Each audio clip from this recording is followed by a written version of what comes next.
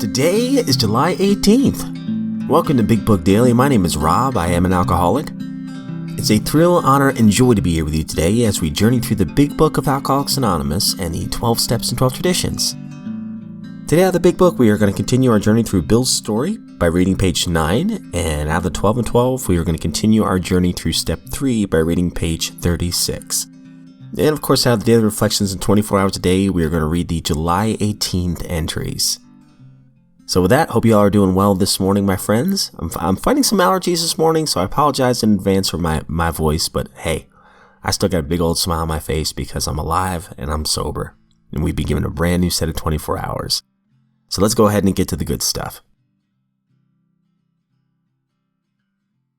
So in yesterday's reading in the Big Book, we got to a point where Bill is all excited because his old drinking buddy, Ebby Thatcher, is coming to his house. We already know Bill's been through a pretty tough time the last year or so in his drinking. And he's hoping to drink openly with his old buddy. So let's see how that turns out for him. Page 9. The door opened and he stood there, fresh-skinned and glowing. There was something about his eyes. He was inexplicably different. What had happened? I pushed the drink across the table. He refused it. Disappointed but curious, I wondered what had gotten into the fellow. He wasn't himself. "Come on, what's this all about?" I queried. He looked straight at me. Simply but smilingly, he said, "I've got religion." I was aghast. So that was it. Last summer an alcoholic crackpot?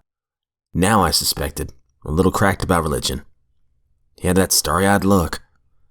Yes, the old boy was on fire all right. Let him rant. Besides, my gin would last longer than his preaching. But he did no ranting. In a matter-of-fact way, he told how two men had appeared in court, persuading the judge to suspend his commitment. They had told of a simple religious idea and a practical program of action. That was 2 months ago, and the result was self-evident. It worked. It come to pass his experience along to me, if I cared to have it. I was shocked but interested. Certainly I was interested. I had to be, for I was hopeless. Step 3.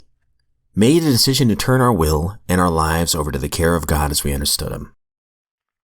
We are on page 36, and we're going to read the first paragraph of 37. But the moment our mental or emotional independence is in question, how differently we behave. How persistently we claim the right to decide all by ourselves just what we shall think and just how we shall act. Oh yes, we'll weigh the pros and cons of every problem. We'll listen politely to those who would advise us, but all the decisions are to be ours alone. Nobody's going to meddle with our personal independence in such matters. Besides, we think there is no one that we can surely trust. We are certain that our intelligence, backed by our willpower, can rightly control our inner lives and guarantee us success in the world that we live in. This brave philosophy, wherein each man plays God, sounds good in the speaking, but it still has to meet the acid test. How well does it actually work? One good look in the mirror ought to be answer enough for any alcoholic. Daily Reflections, July 18th. Grateful for what I have. During this process of learning more about humility, the most profound result of all was the change in our attitude toward God. 12 Steps and 12 Traditions, page 75. Today, my prayers consist mostly of saying thank you to my higher power for my sobriety and for the wonder of God's abundance. But I need to ask also for help and the power to carry out His will for me. I no longer need God each minute to rescue me from situations I get myself into by not doing His will. Now my gratitude seems to be directly linked to humility. As long as I have the humility to be grateful for what I have, God continues to provide for me. 24 hours a day, July 18th. AA thought for the day. two things can spoil a group unity: gossip and criticism. To avoid these divisive things, we must realize that we're all in the same boat. We're like a group of people in a lifeboat after the streamer is sunk. If we're going to be saved, we've got to pull together. It's a matter of life and death for us. Gossip and criticism are sure ways of disrupting any AA group. We're all in AA to keep sober ourselves and to help each other keep sober. And neither gossip nor criticism helps anyone to stay sober. Am I often guilty of gossip or criticism? Meditation for the day. We should try to be grateful for all the blessings that we received and that we do not deserve. Gratitude to God for all of His blessings will make us humble. Remember that we could do little by ourselves. Now we must rely largely on God's grace in helping ourselves and others.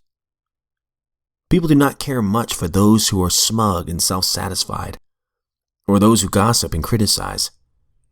But people are impressed by true humility. So we should try to walk humbly at all times.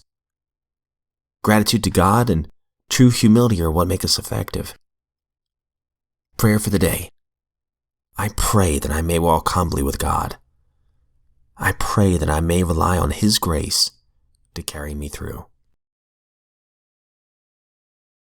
All right, so that wraps up today's reading.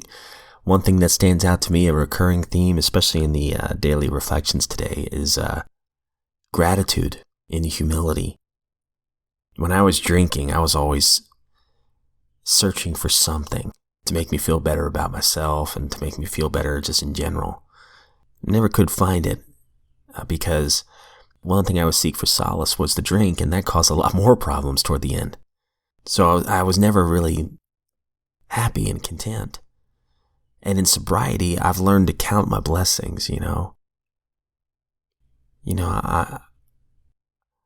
I didn't lose everything. When I came to the rooms and when I came to the fellowships, I didn't lose my wife. I didn't lose my children. I didn't serve jail time. I didn't lose my home, whatever. I didn't lose all those things. And I would hear from people who did. When I hear people like that share, and I know how they feel about alcohol, that's the exact same way that I feel about alcohol. And if I go back out and I start drinking again, all of those things are in my future. Yeah, it hasn't happened to me yet, but it very well can. And that's why I am so grateful to be sober today. I count my blessings because how easily I can go back out and destroy my life and the lives of others around me, the ones I love the most. That's why I'm so grateful to be sober today. Gratitude has been one of the biggest things that's helped me to stay sober. I write, I journal a lot, and I count my blessings. I try to do these things. I don't do it as regularly as I need to, so today I've got some homework. But I am so grateful that you all are here today. And if you are sober, you're a miracle. As always, I don't speak on behalf of AA or NA or Al-Anon. I'm just a friend in that lifeboat of recovery the 12 or the 24 hours a day entry talked about. If we're trying to stay sober today, we're all in the same lifeboat. And we can pull together and have each other's backs. If we are given another set of 24 hours, my friends, I sincerely look forward to seeing you right back here tomorrow.